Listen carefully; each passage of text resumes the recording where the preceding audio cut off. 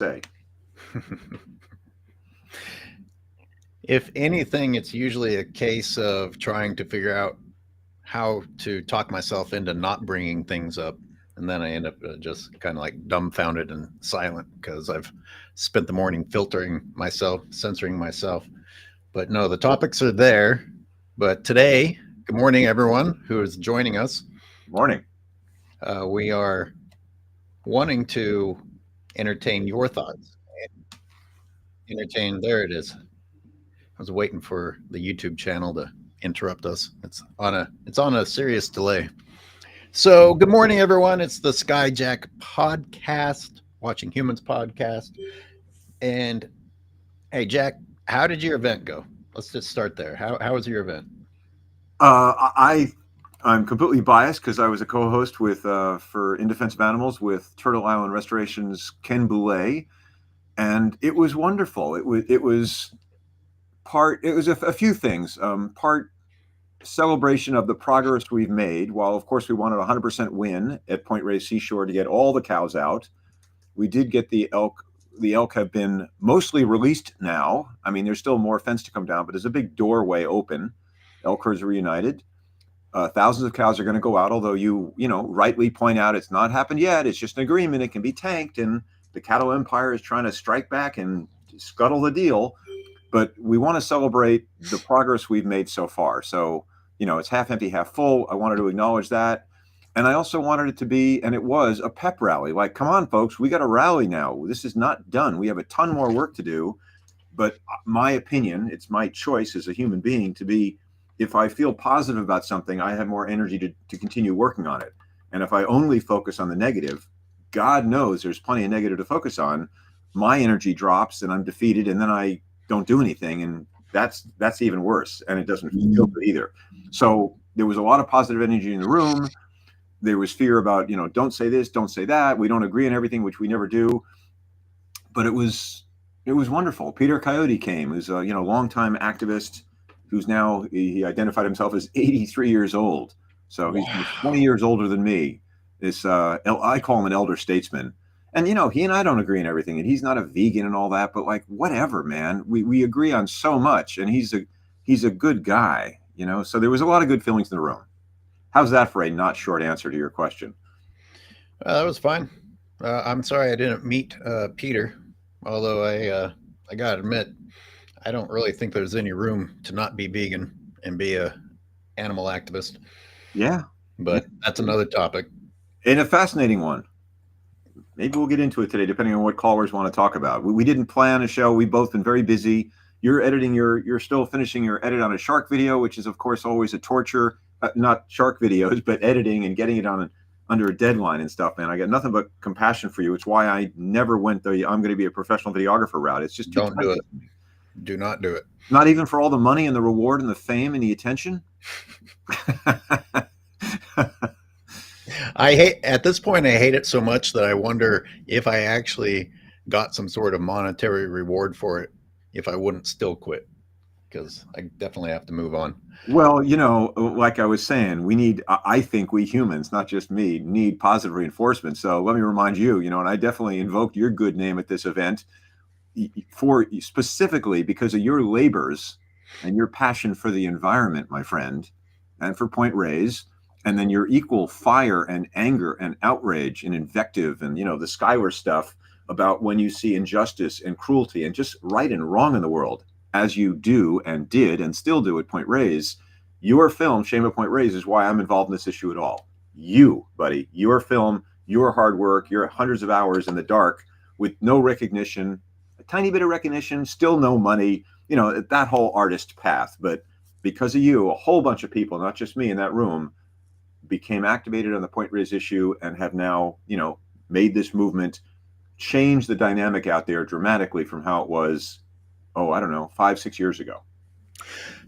Thanks, Jack. Who do we have? I see we have some viewers. Chat. Say hi to us in the chat so we know who you are, who's out there. I do see NC. The elk are out of the bag. Yeah, of course, one of my many concerns is that the cows have been let into the bag to destroy the elk habitat that was healing during the time that the elk were in there. And my question is, how quickly will the cows are now in the process of being removed. I mean, for instance, I ranch McClure's and Kehoe's dairy with lots of dairy cows. There's far fewer of those cows already. They switched to beef and smaller number of animals. I don't know where it is in the process right now. It's difficult to actually get the facts on the ground. How many cows are in a specific location? I don't know how many are at the fence. Well, what was the fence line, or is still sort of the semi-fence line? Don't know. I have a topic. If no one wants to pose a topic yet this morning, this place where I live, sadly, I'm in urban sprawl at the moment, so I'm very aware of the damage of urban sprawl. There's just a never-ending fleet of trucks and individuals going around poisoning things. Just never ending. I don't know if it's like that where you are, but I went with the foolish hope of finding some native plants at Home Depot the other day. And every time I go in there, I marvel that there is a wall, not a shelf, but a wall the size of McClure's loafing barn full of different poisons for people to go home with. And that's for the individuals to follow up on the like 30 contractors weaving in and out of here spraying poison. And this morning, as I was jogging away from one of the hidden little gems that I've been working on, there's the Park Service driving their truck, blanketing the path on the borders with more poison. Is anyone else out there disturbed by the never-ending application of herbicide, rodenticide, insecticide, all the different pest vehicles that go by? And of course, the word pest means basically anything you don't want to be there. It's a hell of a topic, man. And you and I we need to have a talk at some point. And I don't know, maybe it'll be partly today, but it's such a sticky wicket. I mean, I certainly believe there are plants that are much better to have on the landscape, like coastal prairie out at Point Reyes, to give a specific example. And specific examples are really necessary. And then there's all the different, what we might call invasives or weeds, or bull thistle or what have you, that were brought in with the cattle, or that came in with cattle anyway, and they're not as productive on the land and all that. But then there's what to do about it and what to label them. Do you pull them out by hand? Of course, you and I agree not on herbicides, thank goodness, which is great.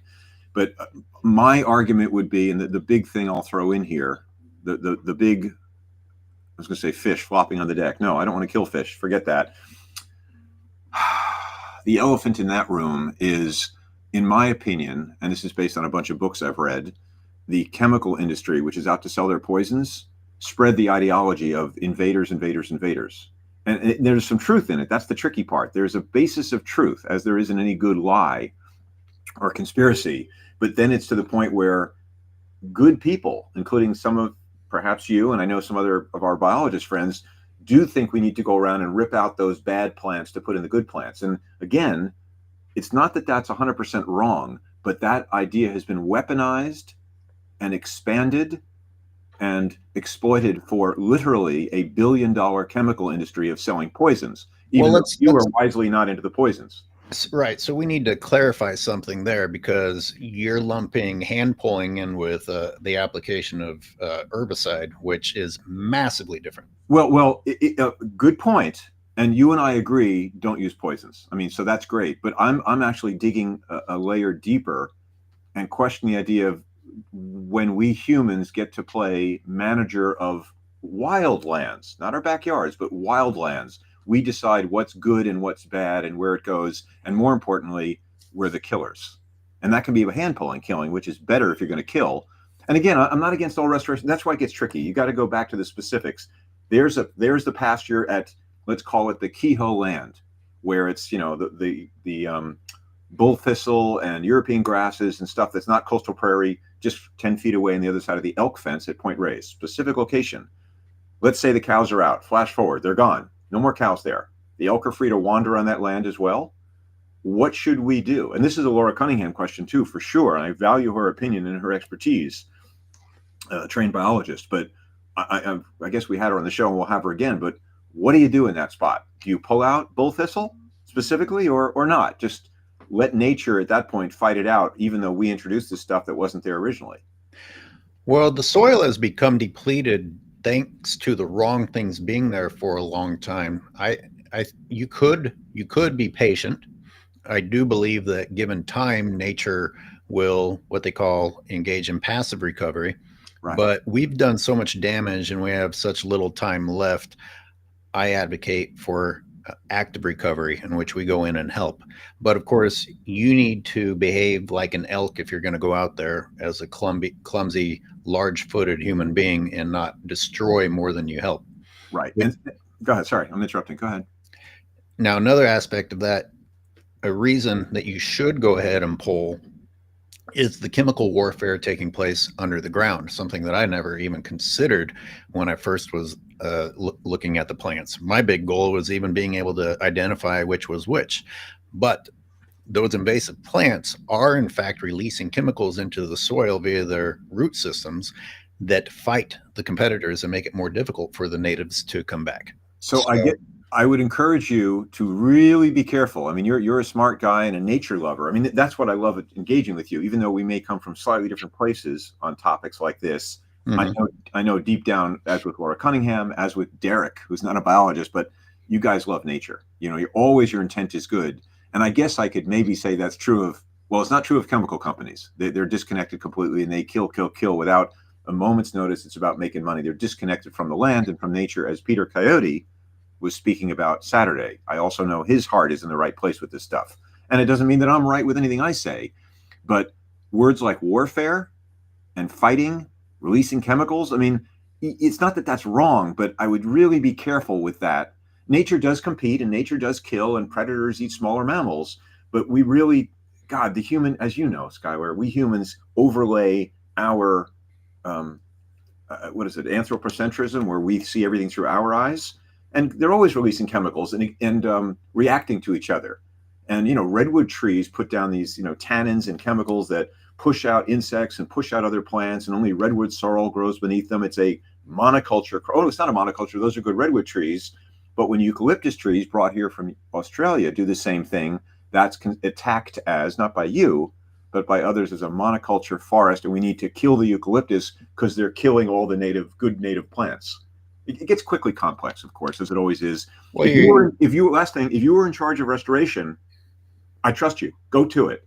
But of course, it's bureaucracies influenced by chemical companies that do the restorations, and that's where I get really scary with what they're going to do. So you're upset that I use the word warfare? Concerned. What do you want? What would you replace that with when the plants are battling against each other and are using chemicals? Well, again, we keep, as necessarily we have to, we go back and forth between the specific and the general. So what I like is you said, okay, I mean, it was really nice, actually. You said, okay, at that specific area at the fence where we can both picture what that field looks like and what's there, do we do passive, let nature do its passive restoration, or do we go in and do something? And then you're saying, well, you might want to pull out some bull thistle, picking on one specific plant I know is there. Like, okay, I don't have a problem with that. But, if you gave that to Cal Parks or the National Park Service, maybe they do it right, but more likely they wouldn't. No, they won't. Yeah, well, there you go. You're more dark on them than I am. I think they're good people, but then they're terribly misguided, and they go into machine tools and running. Well, it's always machines and gasoline and diesel, and like, oh my God, just get the hell out of there. Don't do anything. What percent of people wouldn't self-label as good people? Wow. Oh, you're really going to get philosophical on me, huh, buddy? I mean, I'm just saying ranchers and farmers are supposed to be the best of us, and they engage in absolute pure evil crimes against innocent animals on a daily basis. If I'm a good person, if I'm going to play good cop, you got to stay in your lane. You got to stay bad cop and don't budge, okay? Because I'm going to get confused. Wasn't that pretty bad? January 6ers thought they were saving democracy by attacking the Metro Police and taking a shit, if I may say that word, on Nancy Pelosi's desk because she's a traitor, because they were completely misguided by a pathological liar. Oops, did I go political? I mean, this stuff has to be said. They meant well, but it's like saying Hitler, who's a psychopath, meant well because he was cleansing the German people. cleansing the race, you know, like how far do you go? And on the deepest spiritual level, we're all the same. We're all equal in God's eyes or in the universe's eyes, pick your word. But at a certain point, you also simultaneously, paradoxically, philosophically, have to pick a side and an action to take. And mine is not killing wild plants and wild animals. It would be, in the case of Point Reyes, it's so easy. Get the cows out. They're the ones that are doing damage for profit, 100% wrong, really easy to determine that they are. Get them out. And even having said that, there's a whole opposition to that notion right there. Oh no, these are good small dairies. No, they're not. Well, maybe what you're alluding to is something that I agree with, is that there needs to be a clear strategy and a step two. Humans are really gung-ho about step one, which is destroying. Thank you. And then they're done. And then that's the end of it. Now, at the places where I do passive recovery, I have a plan. I mean, I do active recovery, I have a plan. And I choose a very specific section, and I have different experimental plots. And I say, if I do this, am I in fact going to see recovery? And if I apply a little bit of a helping hand over here, will I see a faster recovery? What does it take? And by the way, Jack, one of the first things that I sympathized with were the wildlife when the goats would come through and just annihilate everything.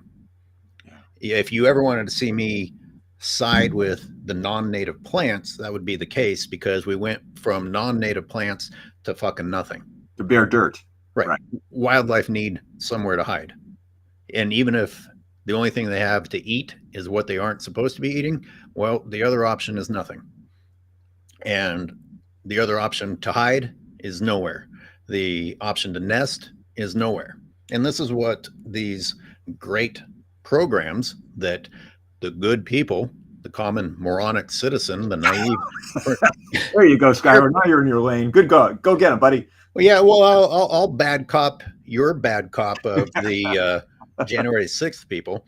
They didn't think they were doing good. These are the type of people that hoard up guns in the hopes of someday having an excuse to use them.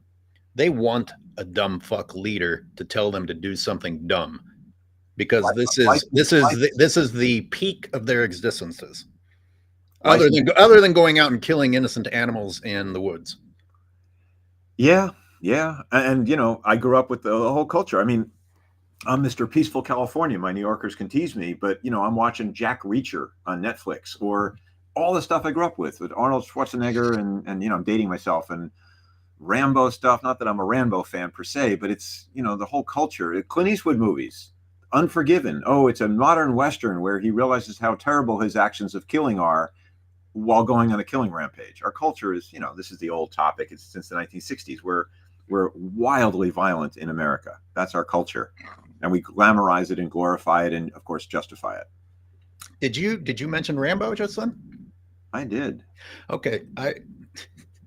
Go ahead. Rambo 5 or 6 or whatever it was, where he's an old man, starts with him working on a ranch, and he's forcing horses to prance in circles. And I'm just thinking how much differently I perceive shows now. And I'm like, you've spent a life murdering people and contemplating the horrors of war, and what you're going to do with the second half of your life to find meaning is force an animal to prance in circles. I mean, seriously. Brilliant observation. It's all about, it's the hyper masculine, you know, control and domination, right? And it's you know, again, I grew up watching friggin' James Bond, or as I say, my influences were the three Jims, or three James Bond, James T. Kirk, and for people it's more obscure, but James West of the show Wild Wild West, which was Robert Conrad, who was another, you know, macho guy in tight pants, womanizing around the West, the galaxy, the world, whatever. All the same. How do you feel about James Bond in the era of cancel culture?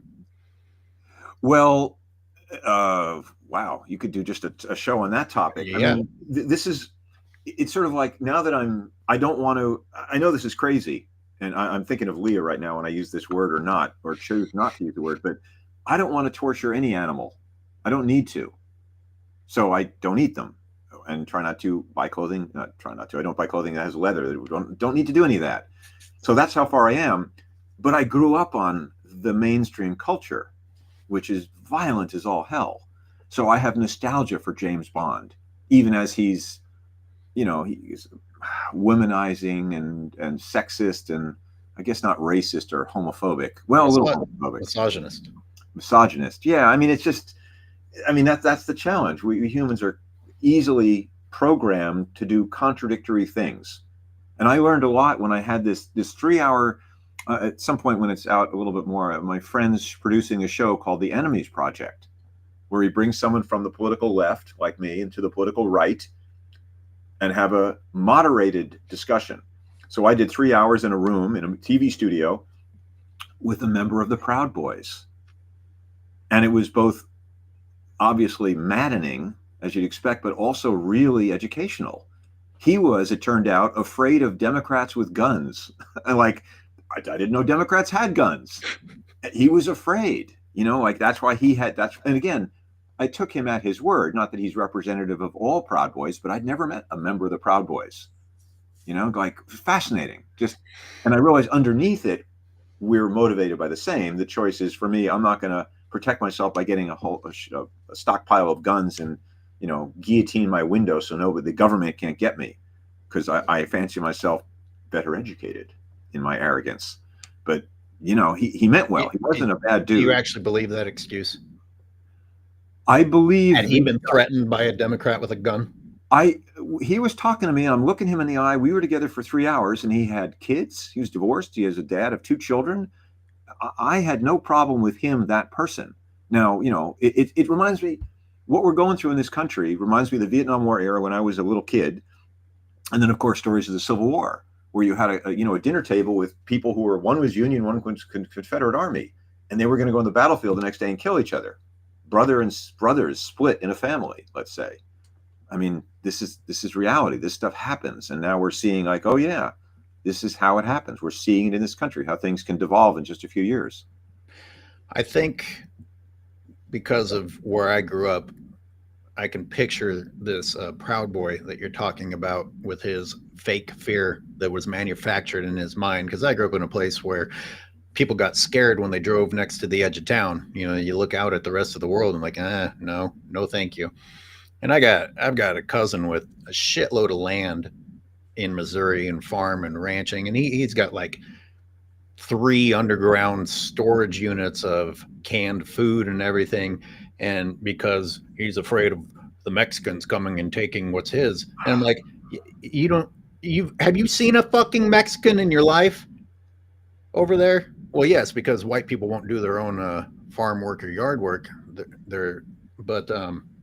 These fears are bullshit. But if you listen to bullshit and you're surrounded by the same people that repeat that bullshit, then who's to stop you from believing your own bullshit? Well, there you go, Skyler. So you hit the nail on the head. You and I can look at it and say, what are you afraid of? It's not realistic. The Jews are not replacing us. God, or whatever, or the black people or the Mexicans. It's so obviously exaggerated xenophobia, but you get some demagogue, or let's call it a boy band, Felon Musk and the swastikars stirring up fears.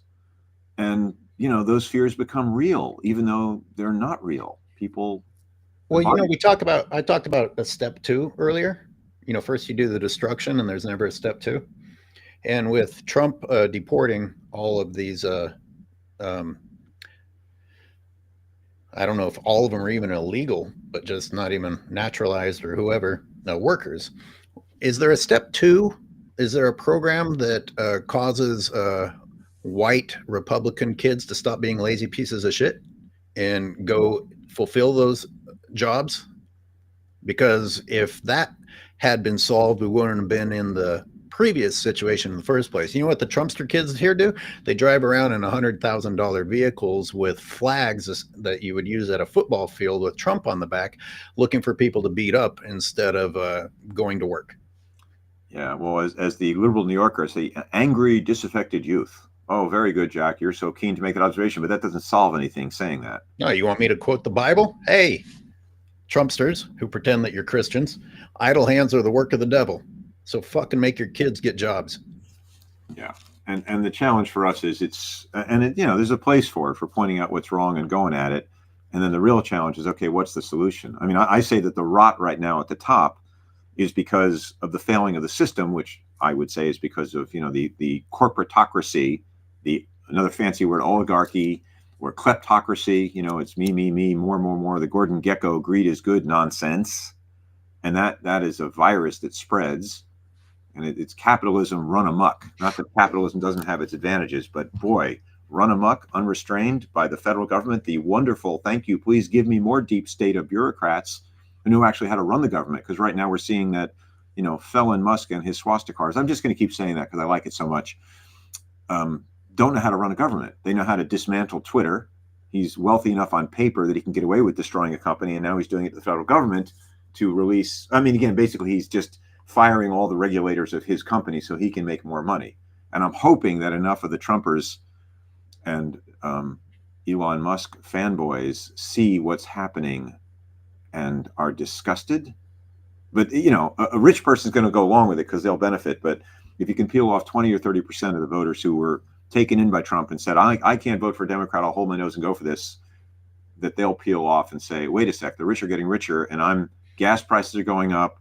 He now started today a trade war with Canada and Mexico. Like, oh my God, what a moron. They don't know how to run the government. I don't either. That's why you hire smart people, the global elite, the educated elite, not morons. Anyway, we seem to have drifted into politics, Skyler. What do you think? Well, I was going to ask you, did you play my message at the event? Oh, no, I did not, Skyler. Oh. I did not. No, man. And I was. Well, we don't have anyone. Nobody's commenting today. And I thought, oh, maybe I successfully pissed people off. No, I mean, here's the thing, my friend. If you wanted to come, I mean, you were invited and, you can come. That's fine. That's your choice. And I understand why. If you wanted to Zoom in live and say what you wanted to say to a room full of people who you could respond and see to, I'm all for. I would never deem to edit you. You're always, what you say is completely valid. If dramatic or angry or whatever, but you were playing something into a room that you didn't know what was going on in that room. And it was not a fit. And I don't think it would have gone well for you or the audience or both. And I had to make that executive call on the fly while I'm running around trying to organize stuff on the fly. And I see that and go like, oh, Skyler, Jesus, like you're castigating the people in the room for not getting the full truth and for going along with some bullshit. Like, it's not that I never disagree with what you say per se, but like it's going to land so wrong and it's not going to do you or them, in my opinion, as moderator, any good. Good thing I didn't send you the mean version. Well, you can do it now, man. I mean, this is where you let it fly, and it's. Well, I didn't realize it was going to be interactive. I thought you were doing 2-minute segments with about 50 different speakers.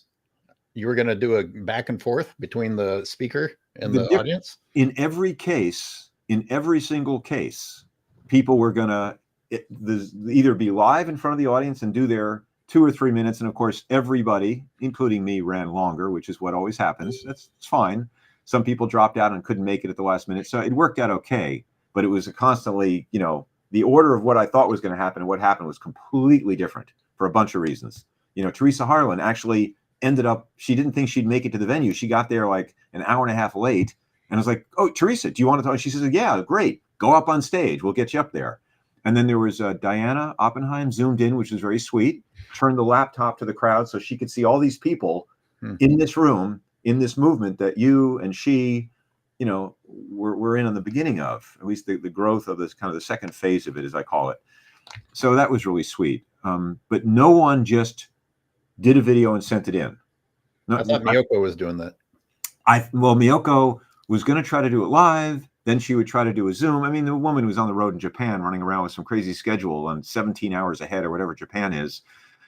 And then she was in the Zoom room briefly, but we were still doing the live things. And then Peter Coyote had to leave at a certain time. So I had to adjust the schedule for that. It's the exciting production behind the Oscars that you don't see. And you wonder, why is this thing running half an hour late? Well, here's why.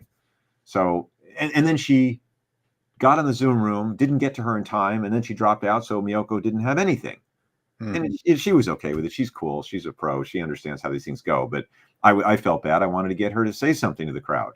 Would have, liked to have you say something to the crowd ideally. But, you can't do it all. And as always, you kind of take the heat for what goes wrong and grin and bear it. That's the job.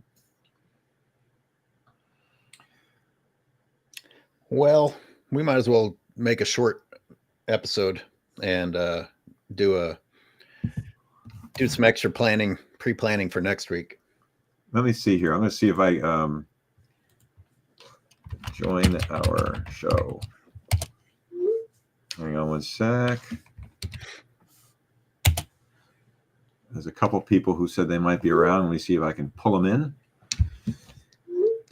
Yeah, I mean, whether we cut short or not, it's important for us to be here in case people do. I just, like I say, the reason there's an expression, the show must go on. Let's see.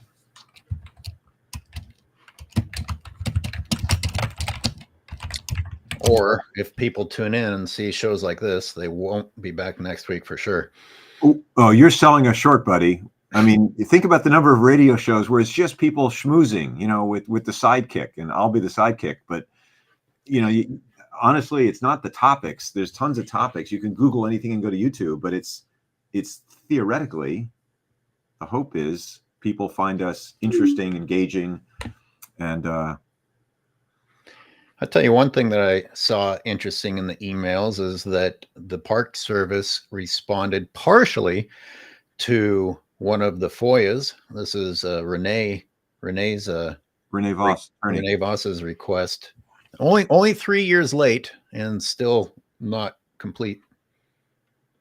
Yeah, it's funny that shows how bad bureaucracy is, and to which the rump and felon would say, dismantle the democracy, dismantle the bureaucracy. And I would say, okay, the bureaucracy is gone. Now there's no such thing as a FOIA request. It's just opaque. You get nothing back. So, right. As flawed as it is, it's all we've got. And I would say improve it rather than gut it and dismantle it entirely. The other, there was another, give me a second here. There was something when you were speaking, I didn't want to interrupt. There's another topic I wanted to ask you about, and now it's evading me, of course. Now it's evading me.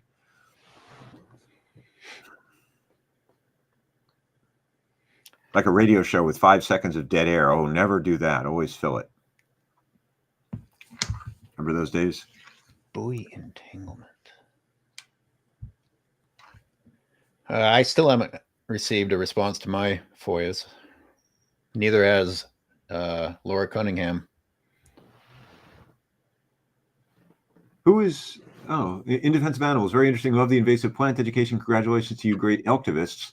Well, thank you. Please join us. Come on, whoever you are, in defense of animals. So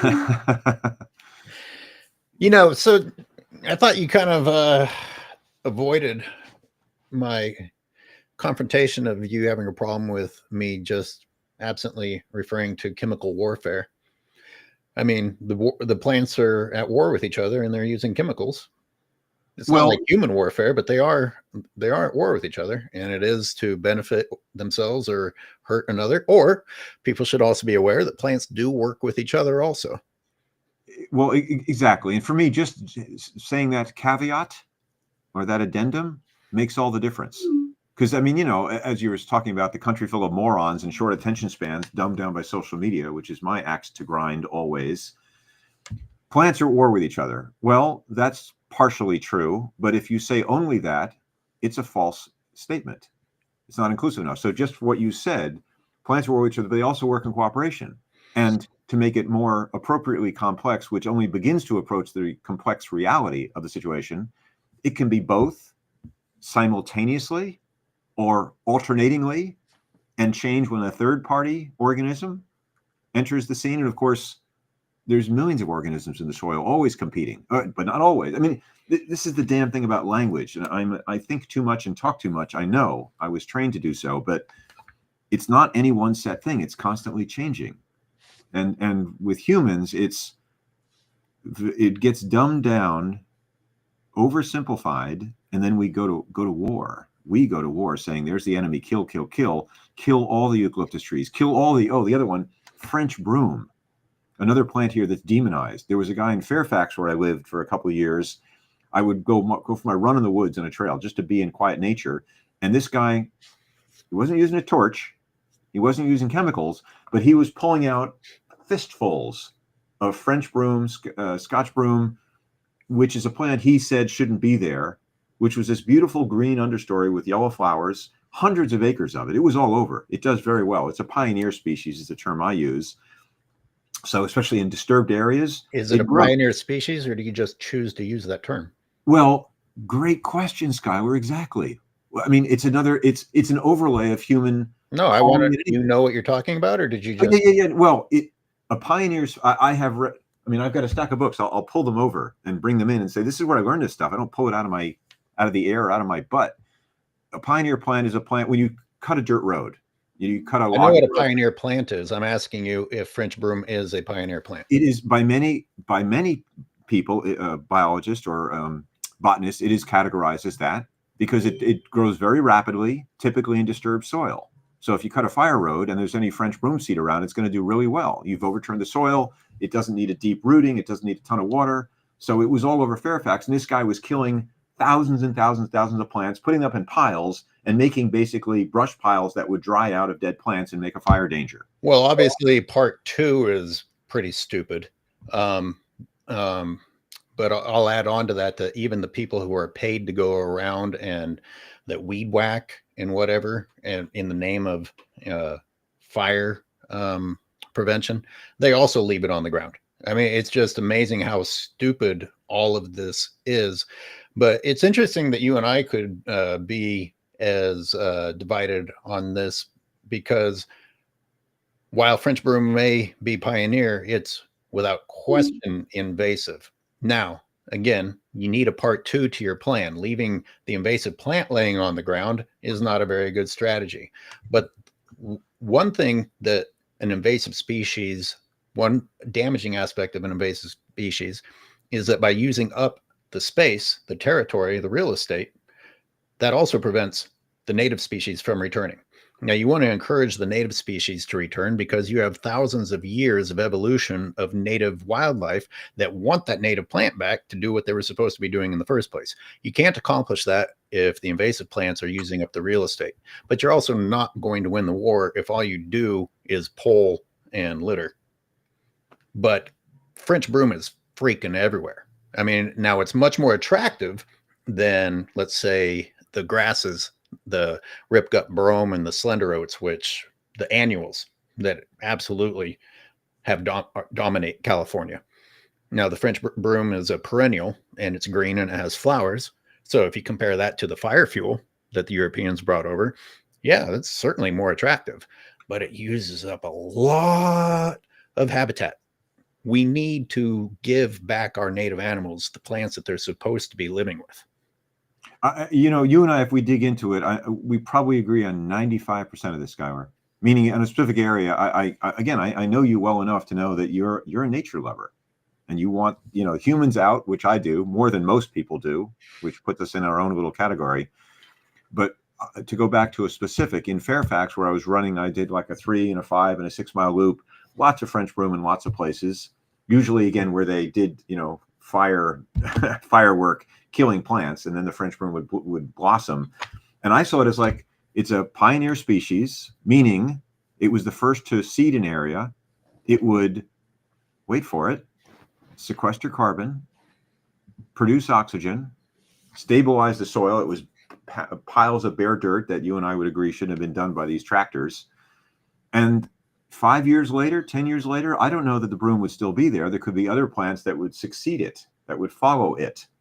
So again, it comes down to case-by-case basis, and God knows we humans, and many ignorant humans, including well-intended ignorant ones, say they demonize a specific species, for that matter, mice and rats, animals.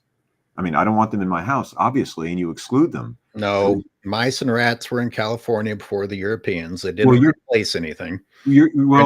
French broom replaced what was supposed to be here. Yeah, it was brought here from far away. Agreed. But again, where it gets tricky is, as Darwin pointed out, species migration, including across oceans, is completely natural. We accelerate the process massively because we have technology and we're idiots. But ducks would carry seeds across an ocean, and a plant would potentially seed and take over an area.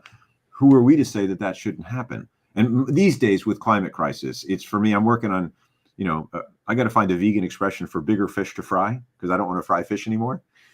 Maybe a turd in the hand is worth two in the tush. I'll just stick that in there because it's fun. But I want to work on the bigger issues, which is getting people to acknowledge that, for instance, cattle are a major contributor to the climate crisis with greenhouse gas in the form of methane. Oh, and that's a big talk coming up this coming Thursday. Today is Tuesday. Thursday, 1 o'clock, Dominican University in San Rafael. There's going to be a discussion/debate with about Point Reyes, its past, present, and future. And I'll be participating in that, as will Jim Coda, as will historian John Hart, as will Eric Molvar of Western Watersheds Project. And one rancher will also come. So it's going to be really interesting. So if that interests anybody, if anybody hears this out there, on my event page of treespiritproject.com/events, there's details to that. In 2 days, we get to have that bigger talk. And can you convince a room full of people who love the good small products from Strauss and Nyman Ranch, who just filed suit against the Park Service also, if you know that, Skyler, we could touch on that. That discussion is a challenging one. Get people to say, oh, you're right. When I buy dairy products, I'm contributing to global warming. That's something people don't want to hear, completely separate from the invasion biology issue. Mm-hmm. So for what it's worth, the event had a nice positive vibe. Oh, this is about Saturday, and was the victory lap that everyone needed in the face of what has inevitably happened with the countersuits, meaning Nyman Ranch, Bill Nyman, who is in the park and has decided not to take the money and to stay, has filed a lawsuit to try to block the deal. And again, this is the broad category. Thank you for that comment, NC. But this is the, as I call it, the cattle empire striking back. Isn't this essentially ranchers who took the deal? So blocking, or well, both. ranchers that didn't take it, blocking other ranchers. I mean, this is no longer attacking environmentalists. This is just ranchers that wanted to take the money versus the ranchers that don't want to. So it's a good observation, and it's really fascinating. In fact, I have the complaint open on my desktop, the Nyman Ranch thing I just read about. And just get this in the introduction. You'll appreciate this. I'm reading now. A quote, verbatim. The Point Reyes Peninsula in Marin County has been in ranching and agriculture for about 200 years, since well before California became a state. The produce, meat, and dairy produced in Point Reyes is recognized. I love that, is recognized, the passive tense, by who, as some of the finest in the world. Point Reyes is and can continue to be a model for healthy, sustainable, environmentally beneficial, regenerative ranching and agriculture. Congress, get this, and the nonsense, by the way, I've learned not to repeat lies. These are lies I'm reading now from a legal complaint filed to the federal government against the Department of Interior. Continuing, quote, Congress established the Point Reyes National Seashore in part to preserve its ranching and agricultural heritage, and specifically authorized defendants to allow those uses to continue even if the original ranchers and farmers decide to leave. Now, we can stop there because it goes on deeper down into the rabbit hole of confusion. It's not that that's totally wrong, because there was the deal to let them stay for a time, but it's the implication, brilliantly, legalistically worded, to say, well, forever, without saying forever, which that person knows is wrong. So Jim Cote is going to go with this on Thursday, thank God, in a room full of people, and explain how, no, it was never supposed to be in perpetuity. And then, of course, they've been polluted 200 years. Well, when it goes through, and we're going to sure it go through, the peninsula will be cleaner than it's been in 200 years. It's amazing. What you just read, I've heard repeated so many times. These people can't even form their own thoughts. It is the same lie, rinsed and repeated. The Marin Conservation League has posted something almost as full of lies as what you just read. Feinstein, before she went to hell, she also said these types of things. And, something that they left out also, in addition, the original legislation doesn't say anything about it being an intent to keep them there. And in fact, that the ranchers were standing in the way of what they wanted to accomplish, and the ranchers putting up a shit fit about the park and making it so difficult to acquire the land is why the compromise of temporarily letting them stay there for a period of time was ever even put on the table. That was not the original plan. The ranchers being difficult forced that compromise. I beautifully put, and it's going to be so fascinating on Thursday in San Rafael. I'm plugging this thing for the Marin Coalition event, Thursday, 1 o'clock at Dominican University in San Rafael, California. Jim Cote is going to be in the room, and historian John Hart, who they have spoken, and John's an intelligent, reasonable academic guy, and he may have a ranching, favor or bias, but he's an honest guy. So when those two talk in front of a room saying, yeah, there's no Jim Cote, God bless him, being a trained retired Park Service attorney, he's concerned with only two things: the facts and the law.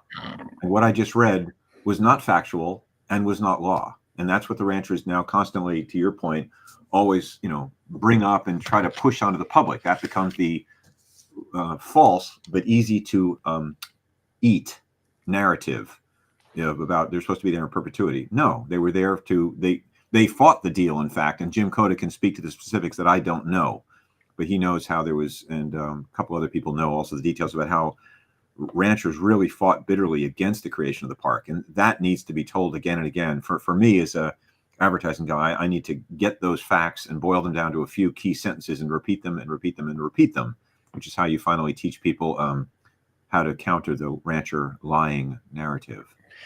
You want to respond to Leah's comment there? Hi guys, how about mention the fact that a room full of environmentalists, meaning on the Saturday Elk Freedom Party, only two of us mentioned that consumption of animal products is why Point Reyes and the Tule elk is in the predicament it's in. So I think it was three, Leah. I touched on it. You certainly did. You made a plea about, people in the room. If you stop eating these products, we stop making these destructive ranching practices for dairy and beef or meat, cow meat. But I think, didn't Flair also touch on it from Flair Dawes from In Defense of Animals? I think she touched on it as well. Sadly, because I was organizing the speakers and running around with Ken Belay, getting them up on stage one after the other, I wasn't quietly consuming every single word people were saying, unfortunately. But I think there were three of us. And yes, even if it was three of us, two or three, doesn't matter. It's still, it's the, well, as I say, the most inconvenient truth of our time. When Al Gore, whatever it was, 30 years ago, talked about fossil fuels heating the climate, and it was inconvenient and people didn't want to hear it and made fun of him as ozone man.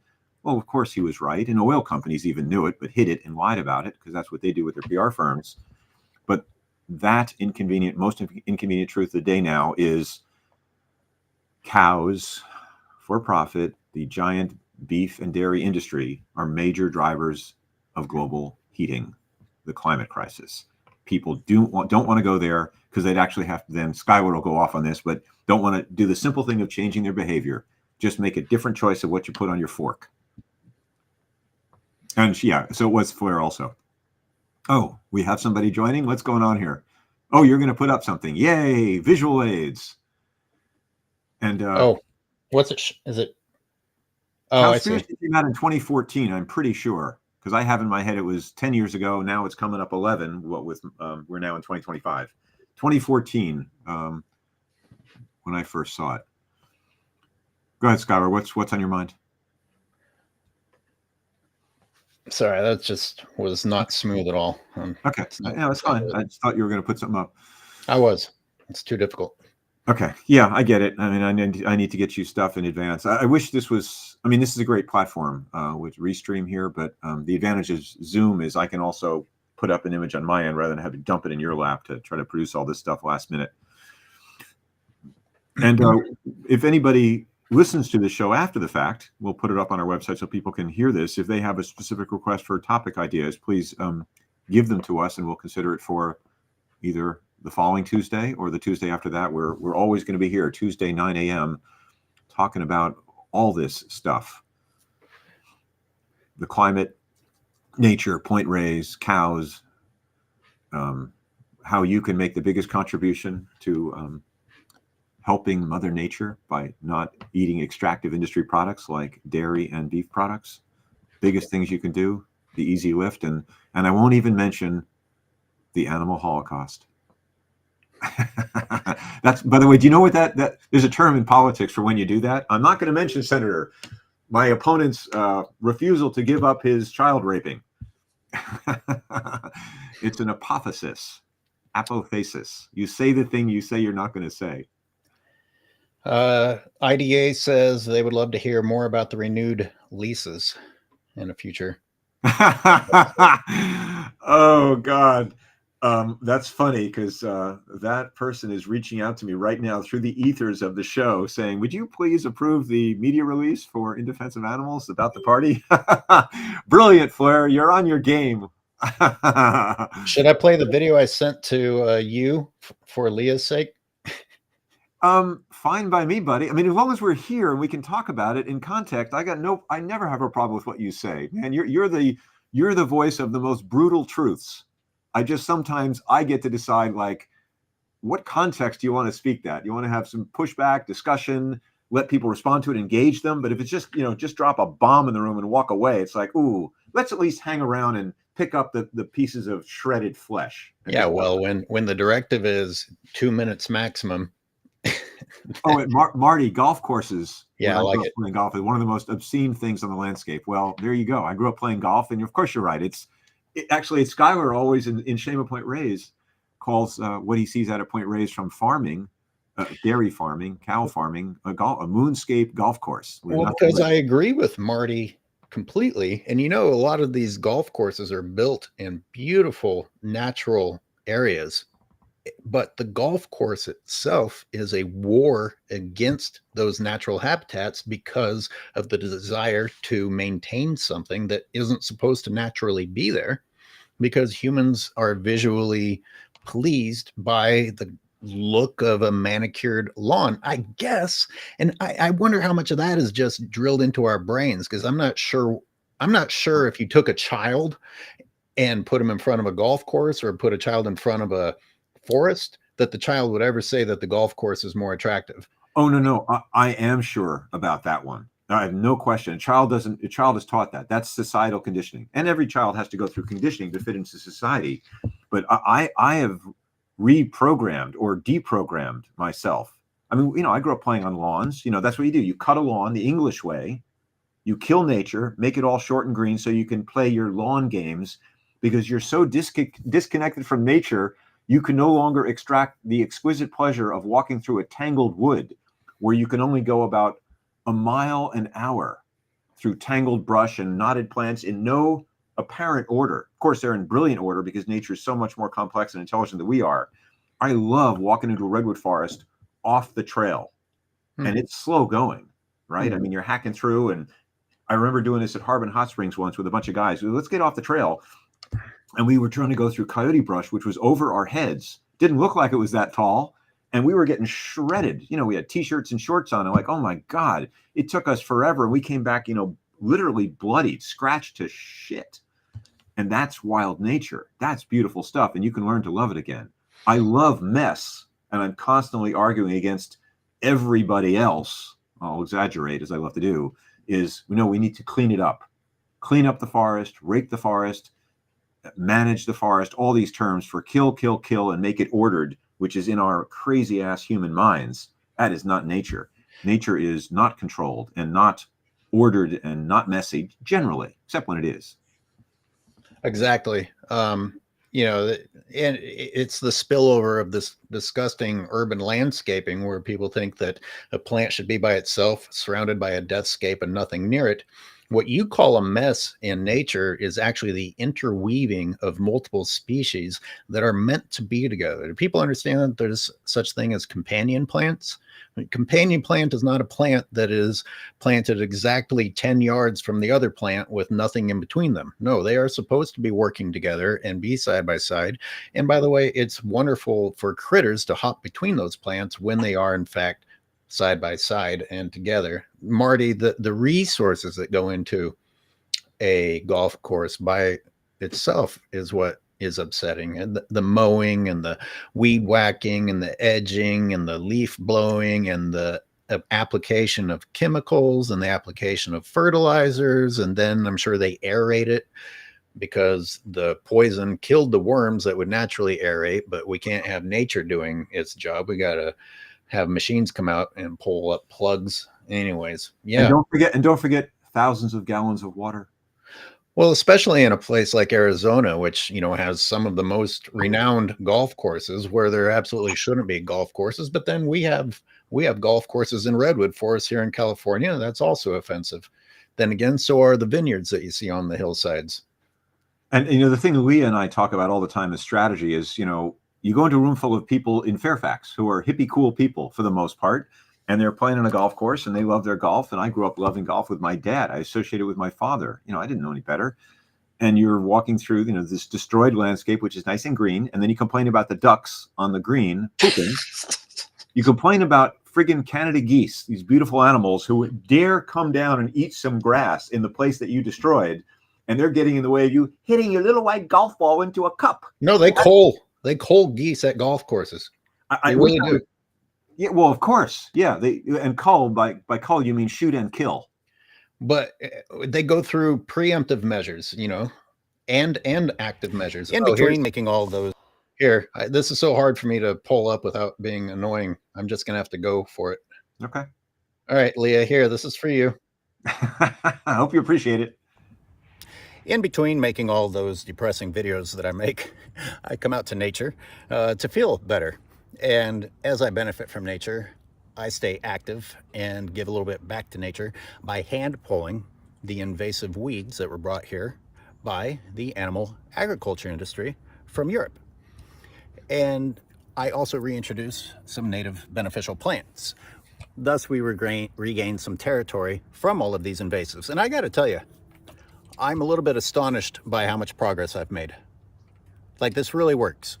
I have single-handedly accomplished more through hand pulling and reintroducing natives than I've seen all of the very expensive livestock grazing regenerative programs that are surrounding me do.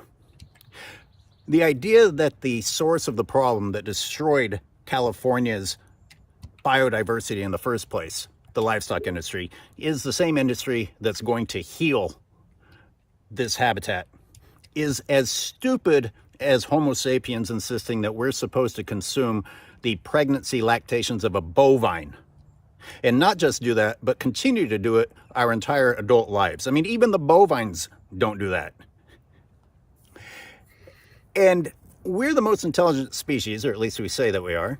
And I know that there are people at the event today who are supposedly more intelligent amongst those people with educated backgrounds, even scientific backgrounds. And yet your ability to learn and adapt and evolve suddenly comes to a halt when we come to this topic.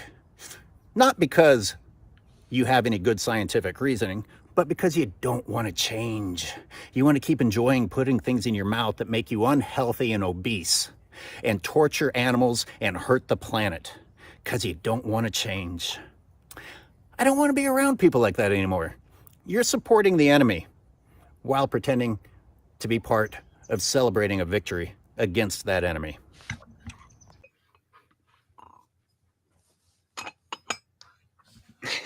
And we're back.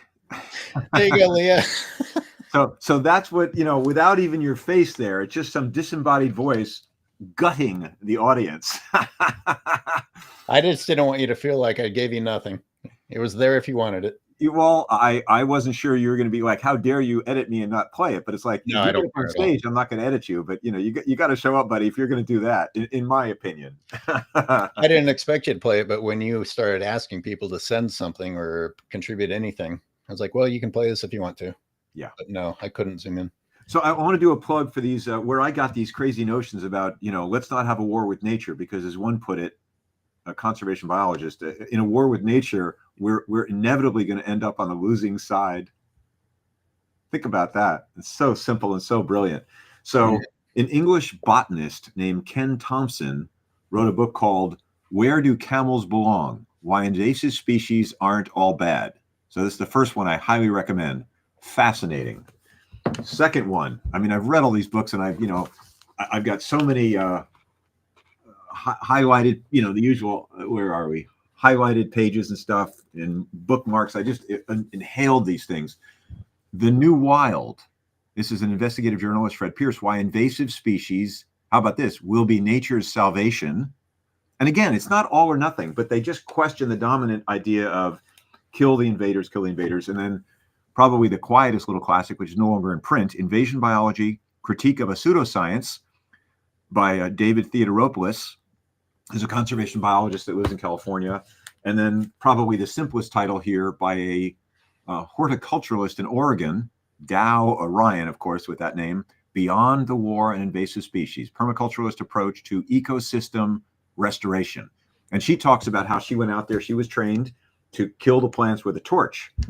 And then she learned, well, she has a wonderful documentation of how the chemical industry lobbied the government to turn the California Native Plant Council into the California Invasive Species Council, weaponizing the organization and anyway, turned it into a killing organization, advocating killing. And God knows the Sierra Club, often chapters, certainly national, says, well, we don't like to use poison, but it's a necessary tool in the toolkit.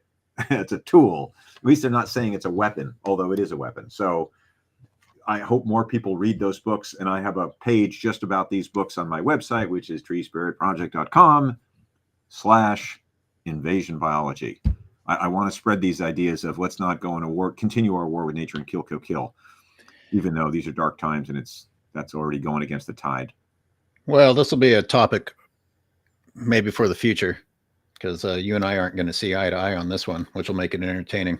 Yeah, well, Skyler, I bet when we dig into a specific, I bet we do. Like, if again, I trust you enough, my friend, or my enemy. If you stood out at a specific spot at Point Reyes, or you, me, and Laura Cunningham, I don't think I disagree with you guys because I trust you too. What I don't trust is giving it to a third party like Cal Park. No, definitely not. Absolutely. Right, but I'm saying, so now we're back to strategy, which is we can agree on the theory, but who's going to implement the plan in reality? Well, the umbrella theme here is humans just wanting to see something being done. And so you hand it over to the bureaucracy and they go out and cause even more damage. And you're like, oh, look, it's, something's being done. No. And yet, just one more nuance. I agree with everything you said. One more nuance to that. I still trust the bureaucracy, which is still, as of today, it can be affected by the population. There's a vote here. You can vote bureaucrats in or out, or the people who appoint them. Really, that ended with the most recent election, actually. But probably true. There may not be another election. We'll see what happens. But I trust less the corporations and their, to use Bernie's word, oligarchy shills, which is Trump and Musk, who are, people with a lot of money and power, and they want to gut the government so they can have more money and more power, and ending what remnants of democracy remain.